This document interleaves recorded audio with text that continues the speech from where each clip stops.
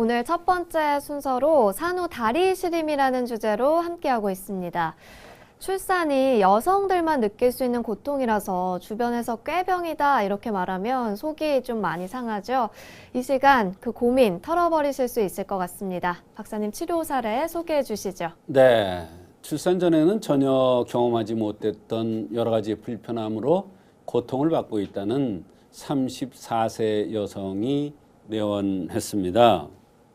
출산 후 80일이 지났는데도 몸이 회복되지 않고 여러 가지 불편함을 느끼고 있다고 했는데요. 이 여성은 출산 후에 몸조리를 하는 약을 한 제 들었는데도 땀을 많이 흘리면서 다리가 시리다는 것입니다. 치아도 공기가 들어가면 시린 느낌이 들고 매우 고통스럽다고 했습니다. 찬물을 마셔도 치아가 시려서 고통스럽고, 여성이 땀을 흘리는 현상은 좋지가 않습니다.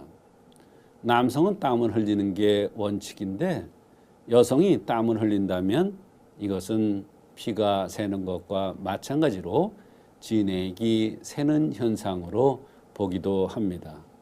진액이 새기 때문에 당연히 다리가 시린 현상이 나타나는 것입니다. 땀을 흘린다는 것은 속열이 있는 것이고, 이것은 피가 즉 진액이 새는 현상과 마찬가지이기 때문에 다리가 혈을 받고 진액을 받아야 제 역할을 하는데 그렇지 못하고 새니까 다리 시림이 나타나는 것입니다. 대개 출산 후에는 어혈을 제거하는 약을 2제, 그 다음에 몸을 보강하는 약을 3제 정도를 쓰는 것을 기본으로 하고 있습니다. 그런데 이 여성은 출산 후에 1제뿐이 들지 않았기 때문에 충분한 몸조리가 안 돼서 나타나는 현상이 되겠습니다. 말하자면 어혈을 제대로 빼줘서 그것이 혈실에 들어가지 말아야 되는데 글로 들어갔기 때문에 이런 고통이 있었던 것입니다. 네, 출산 후에 다리 시림 증상이 나타났는데요. 어떻게 치료를 해주셨습니까? 네, 우리가 이제 땀이 나면 일반적으로 생각하기에 땀을 안 나게 하는, 지한시키는 요법을 쓰면 된다 생각합니다. 그러나 이런 경우에는 지한을 시키면 안 됩니다.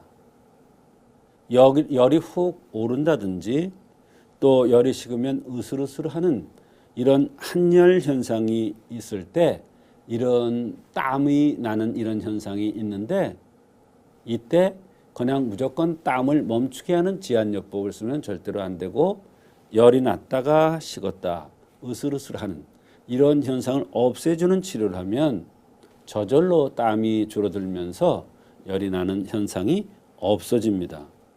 이것도 충분하게 바로 산후 어혈을 없애주는 치료를 하지 않아서 나타나는 그런 현상 중에 하나가 되겠습니다.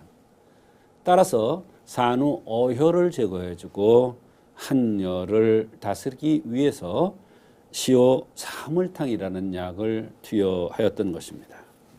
네, 한약을 투약한 결과는 좀 어땠나요? 네, 이 한약을 투여 후 상당히 빠른 효과가 있었는데요.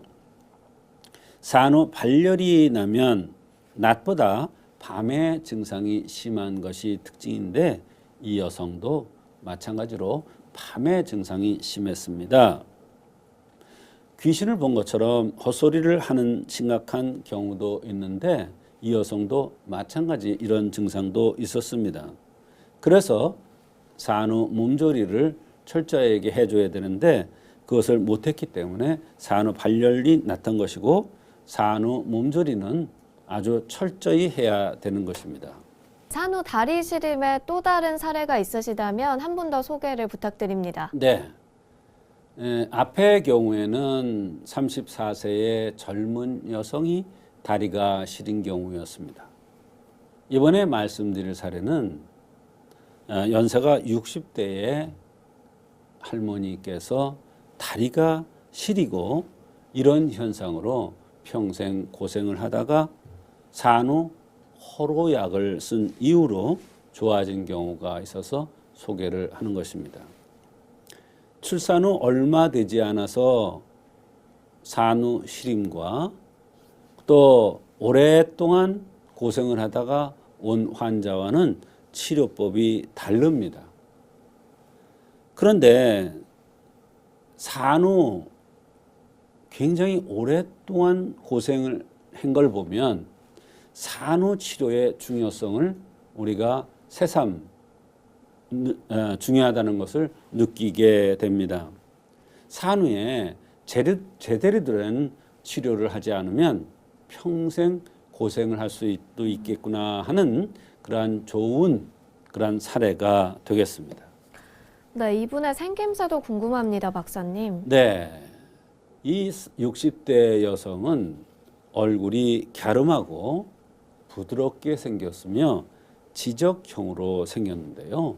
지적형이라는 것은 턱 있는 데가 통통하게 살이 붙은 것을 얘기합니다.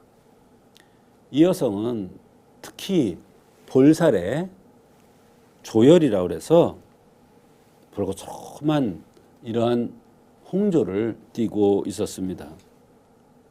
이 조혈 현상인 홍조가 바로 다리 시림과 연관되는 그러한 것으로 저는 판단을 했습니다.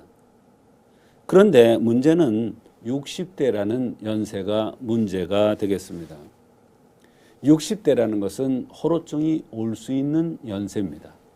그래서 과연 이것을 산후 호로증으로 볼 것인가, 그냥 나이가 들어서 오는 호로증인 것으로 볼 것인가를 판단하기가 쉽지 않았습니다. 그러나 한의학에서는 원칙이 있습니다. 관골이 발가스름하고 열이 났다 식었다 하면서 다리가 시린 것은 산후 호로를 치료해야 된다는 그러한 원칙이 있기 때문에 그 원칙을 따라서 소요산이라는 산후 호로증을 치료해주는, 산후 호로에 의해서 조혈이 나타날 때 쓰는 것을 치료해주는 소요산을 투여했는데, 이 약을 투여 후 평생 시려서 고생하던 것이 차츰차츰 치료되어서 고통에서 벗어났다고 했는데, 시사하는 바가 큽니다. 왜 그러냐? 산후 몸조리를 하지 않으면 평생 고생을 할 수 있다는 것을 일깨워준 그러한 좋은 사례가 되겠습니다. 네, 그렇군요.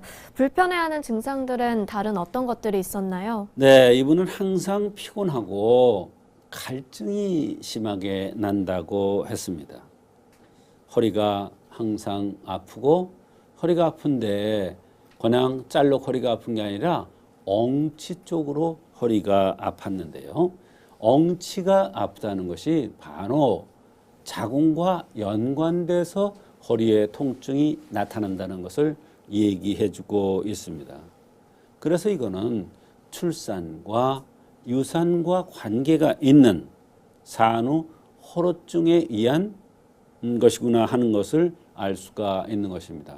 산후 호로증에 의한 엉치의 통증이죠. 그래서 산후 호로약을 투여한 것이고, 그렇게 고통스럽던 다리 시림이 해결되었고, 총 6제를 투여했는데, 그것은 바로 이분이 연세가 60세라는 그러한 나이이기 때문에 6제를 투여했고, 이 두 가지 산후 시림의 치료 사례를 통해서 우리한테 주는 교훈은, 산후에는 반드시 어혈을 제거하는 치료를 하고, 또 산후에 몸을 회복해주는 치료를 두 번째 해야 된다는 그러한 아주 좋은 교훈을 주는 그러한 좋은 사례들이었습니다.